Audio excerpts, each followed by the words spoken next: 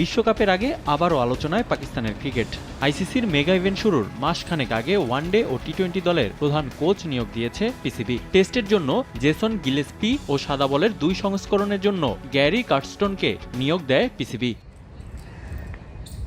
দক্ষিণ আফ্রিকার সর্বকালের সেরা ব্যাটসম্যানদের একজন কার্স্টেন, কোচিংয়েও দারুণ সফল তিনি। তার অধীনেই ভারত জিতেছে 2021 ওয়ানডে বিশ্বকাপ। এছাড়া 2010 সালে প্রথমবারের মতো আইসিসি টেস্ট র্যাঙ্কিংয়ের শীর্ষে ওঠে ভারত। টি-20তে জাতীয় দলের হয়ে কোনো সফলতা না পেলেও আইপিএল অভিষেকেই শিরোপাজয়ী গুজরাট টাইটান্সের ব্যাটিং কোচের দায়িত্বে ছিলেন কার্স্টেন। হাই প্রোফাইল কোচ নিয়েও স্বস্তিতে নেই পিসিবি। সমালোচনা হচ্ছে বিশ্বকাপের আগে শেষ মুহূর্তে তার নিয়োগ নিয়ে। এমন সিদ্ধান্তের সমালোচনা করেছেন পাকিস্তানের সাবেক অধিনায়ক রাশিদ লতিফ। বিশ্বকাপে পাকিস্তান খারাপ করলে তখন তার দায় নতুন কোচ গ্যারি কার্স্টেনের উপর দেয়া হবে বলে মন্তব্য করেছেন তিনি। রিন অ্যাডভান্সড, যার ব্রাইট লক টেকনোলজি সাধারণ পাউডারের তুলনায় দেয় দ্বিগুণ উজ্জ্বলতা।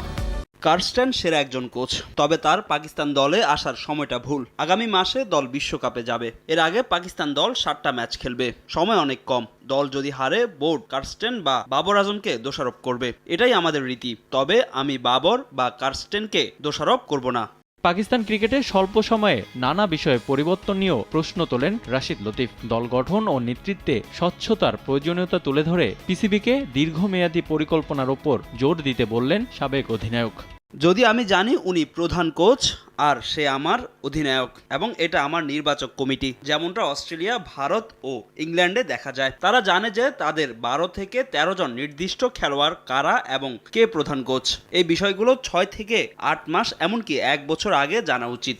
সবশেষ টি-20 বিশ্বকাপের ফাইনালে গিয়েও শিরোপা জেতা হয়নি পাকিস্তানের। ক্রিকেটের সংক্ষিপ্ত ফরম্যাটের বিশ্বকাপ একবারই জিতেছে ম্যান ইন গ্রিন, সেটাও 2009 সালে। বিশ্বকাপের আগে দলকে উজ্জীবিত করতে এবার মোটা অঙ্কের অর্থ পুরস্কার ঘোষণা করেছে পিসিবি। উত্তর আমেরিকা থেকে ট্রফি নিয়ে দেশে ফিরলে দলের প্রতি সদস্যকে $1 লাখ অর্থ পুরস্কার দেওয়ার ঘোষণা দিয়েছেন পিসিবি চেয়ারম্যান মহসিন নাকভি। এদিকে আয়ারল্যান্ডের বিপক্ষে 3 ম্যাচের টি-20 সিরিজ দিয়ে বিশ্বকাপের প্রস্তুতি পর্ব শুরু করবে পাকিস্তান। এই সিরিজে হেড কোচের দায়িত্বে দেখা যাবে বর্তমান সহকারী কোচ আজহার মাহমুদকে। ব্যাটিং কোচ হিসেবে রাখা হয়েছে মোহাম্মদ ইউসুফকে। রিফাতুল ইসলাম মিরন, সময় সংবাদ।